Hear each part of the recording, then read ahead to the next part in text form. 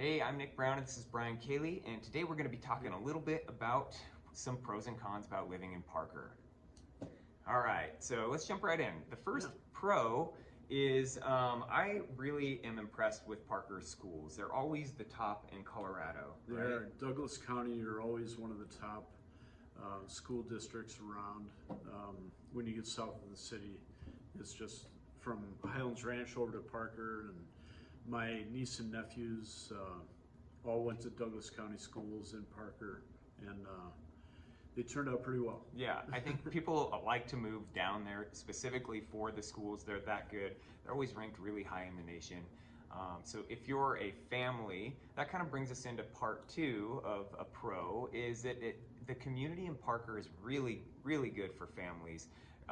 It's a place where you can start a family and stay there the whole time, living in the same community and around the same people, right? Oh yeah, you could move in the same neighborhood, go from a starter house to your next one, all within the same, radius of, in a Stonegate, for example. My brother, way back when, he built a house there originally, then he moved again a number of years later, finished, and but yeah, they stayed, and a lot of their friends kind of did the same thing. And that's really nice because you keep your same community. Your kids aren't going to different schools and having to get new friend groups. Right. It's definitely a place you can grow through time. So that kind of brings us to some other parts. So let's jump over to the cons list real quick. We're going to pop back and forth in these. One of the big cons for me is it's kind of, as far as location-wise, it's kind of far if you're wanting, quick access to the mountains comparatively to some other parts in the city. It kind of sits a little farther How far down. would you say it is from the mountains? I would say it's an extra probably 20 minutes from most other places that you're going to be getting in the city. Yeah, I would agree. Yeah. To get to the I-70 corridor, which is the main thoroughfare when you're going up skiing or going up to Summit County, etc. You're looking at 20, maybe even a half hour based on traffic. Because I know, well, that could go into one of the cons. Parker, way back when I moved out to Colorado in '99, the only main road to get into Parker was Lincoln, and at that time, population wasn't that big. Wasn't a big deal. It wasn't a huge deal. There's only a handful of stoplights, not a big deal. Since then, fast forward, now Lincoln it takes a long time from like downtown or main neighborhood. It'll take you 10 to 15 minutes to get to I-25, and so that's definitely one of the cons. Lincoln has definitely been a bottleneck. Now, talk a little bit about what they've done to alleviate that in the last year. Yeah, so the positive thing that they have done, like if you're going south on 25 and there's Lincoln, go to the next exit. Which used to be your only option, by the way. Right. And they've expanded down there so much, but Ridgegate Parkway is another main road that kind of goes all the way into downtown, and it's not as congested. Right. So you're better off in a lot of cases, depending on the day and the time. If it's rush hour, Lincoln's just a parking lot a lot of times. And then, but Ridgegate flows pretty well. My son practices baseball off of in South Parker, and we always take Ridgegate. So it's pretty easy. It's really helped alleviate a lot of that kind tons. of bottleneck of just the one way in and out of Parker. Right. It's obviously not the only way, but it's the main way, since I-25 in Colorado, if you're not familiar, is really your main highway, and then you've got I-70 and a circle around 3/4 of the city. But there's I-25 is the main vein in that regard. So let's jump on to kind of another pro. One of the pros I really like about Parker is it's got a lot of open space. When you're driving, you don't really feel super congested. The communities oftentimes have space between them.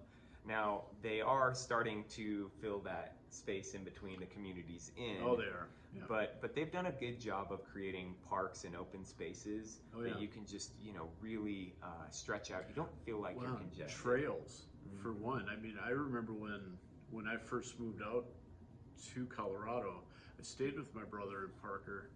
I would ride my bike, you know, maybe ride out 8 or 10 miles, and then the trail would stop, you know. And but now, fast forward, I mean, you got miles and miles of trails. It's true. All over, and you could literally get around Parker pretty easily. As a cyclist in a former life myself, we would ride from downtown to Parker up to Red Rocks, which is outside of Morrison, and then take a loop all the way around, very rarely having to use roads, almost completely through the trail system. So the trail systems are very well connected to actually the whole city. Now, of course, it's not as direct of a ride. You have to go over to the trails and whatnot, but you can get around the entire city without actually getting on a road for major stretches, right? I mean, I think going around the city from 470 to 70, I heard it was about 70 miles, and you can do that in a pseudo loop. Yeah. But like you said, not a straight shot, but it follows the highways and a lot of the roadways pretty well. Yeah, they're good. They're good trails, and obviously, if you're considering about moving here, one of the things we love are our outdoor activities, and Parker really did a great job of connecting that, so you don't feel, even though it is farther away from the mountains, you can definitely ride. I've got a buddy who rides every 3 days a week. He's doing 40 miles from Parker up into the mountains and back, so you can definitely get there. Let's jump to a con, huh? All right, so kind of a pro and a con. We touched on this a little. The rising population. Now it's nice because you have opportunity, and this kind of goes with another pro of as the population's rising, the home inventory is rising. They're doing a lot of building, but of course, as you rise in population, it gets a little more crowded as well. I'll let you talk a little more about that. It's probably tripled since I moved out here. I know it was about 20,000. Now you're right around 60,000 and change. But part of that is you have the normal, but they had a lot of open space, and they're building off of that, going west towards 25 and south, which is where the population is, expanding.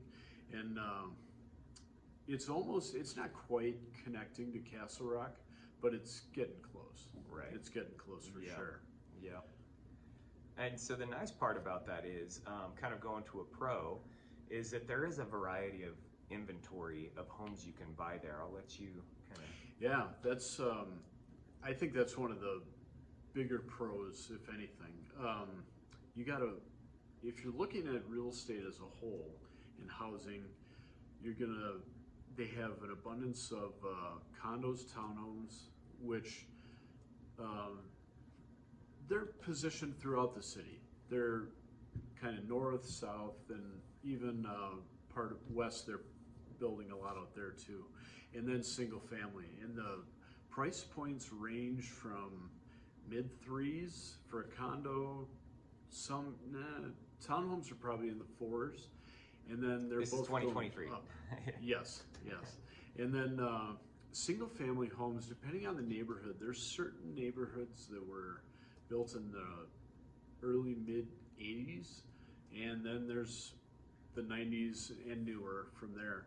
But they will start pretty much 450, and then you could find areas that are in the millions. But average, most of them are in the sixes, all the way up to probably 750, right in that range. And there's a pretty good amount of inventory and that's pretty much just resale. The new build communities south, I can think of probably 4 or 5 builders, and they have probably five or 6 projects going right now, which is a good number of homes. And yeah, it's really nice. If you want to get into a new build community, you can do that. or if you're not ready for that yet, or you want an older, more established, like bigger trees, they have both of that. They have, and everything in between, which is really nice. And it's all kind of packed tightly in there. So you really do have a wide variety of not just the price points and the types of homes you want to hit, but also the types of areas in the neighborhood style you want. You want Right. an older style with homes that they're not outdated, but they're definitely not the new modern style, but they're a little more traditional. You can do that. A little bigger lots, they have that too. A little bigger house, maybe the lot's not as big, you can find those as well. So it's really a nice blend across all Parker. It's really one of the unique things that they do really well. Well, and one of the things that is really, really cool is that the clubhouses and the pools, the variety of that, within neighborhoods, they'll have an HOA in most cases. They'll have a clubhouse with a pool, but then they also have community, like right off of downtown. There's a nice water park right there. They have a lot of different parks and Amenities, recreation yep. amenities that you can use pretty much wherever, and that's kind of a cool thing. Yeah, A lot of options. Yeah, it seems like each community has obviously a slightly different mix. Some communities are going to have a community pool and different community clubhouses and things like that. Now, of course, that's going to come probably with a little bit higher HOA. Yes. But you can find communities all across that range as well, which is great because the majority, I would say, have something of that nature Right. that they're offering. Well, there's a ton of restaurants and retail scattered throughout. I mean, you got Costco and Trader Joe's and Walmart and Exactly. you know. If you're looking for a place where you have quick access to a lot of those types of things, Parker is great for that. You're not going to have any trouble finding a Home Depot or, it can contrast it to living downtown or something like that. It's very traditionally, you're going to find all the things you need. Your Walmarts, your Targets, your Applebee's. It's everybody's favorite. So you'll find it down there. Okay, well, let's talk about a couple other cons real quick. We're pretty close to being done here, but this isn't really a con, but really just, it kind of is. It depends on where you're at. So I think the type of the people the demographic of people that live there are typically going to be more families.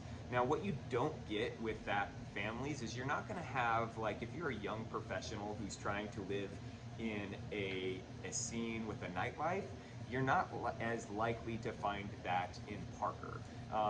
Downtown Denver and the communities around and near downtown have a lot more of that, like Lohi, which is in the Highland neighborhood, Sunnyside, Berkeley, all those. You don't, uptown, you don't quite get that in Parker. That might be a pro for you if you don't want to be around that and you have a family and you want a family community. But just know if you are younger and you're a young professional who might be single and you're trying to get into a place where you might meet people in that setting, you're going to have a good half-hour drive to get to those communities.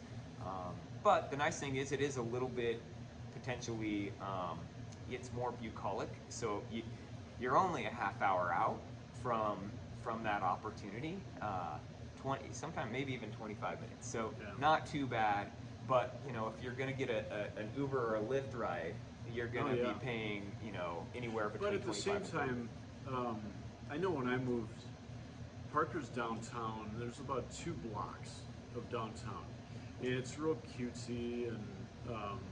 They have that water park that I mentioned. They have a baseball field. There's a nice kids playground area, gazebo. But then there are, I want to say there's about 4 or 5, maybe 6 different restaurants and bars right there. Yeah, so it's not empty, but no, it's just not. Yeah. I mean, if you're looking for a place to go at night, there's 2 or 3 options. Right. But then some eating establishments, coffee shops, different restaurants. I know there's a Thai food down there, a wine bar, number of those things that, they probably close earlier, obviously, and then, so there are options. It's not all doom and gloom. True. If Yeah, looking you're not alone. Yeah. Well, I think that pretty much wraps up our list. You have anything else you want to add? No, I All think the other thing, it could be a positive, depending on where you would work, whether it's tech center or downtown. Once you get from Parker to 25, you have the option of getting on the light rail, and the light rail has gotten better over time within Denver throughout. I mean, they have how many lines? 5, 6 now. Yep. And so that's just something that could be an option. If you work at a building in the tech center, that'd be an easy commute. Yeah, 10 minute I mean, commute. your drive wouldn't even, Easy it'd be peasy. pretty simple. Now, if you're going downtown, it's certainly not the end of the world, and a lot of people do who work downtown. In fact, we are filming this downtown right by Ball Arena.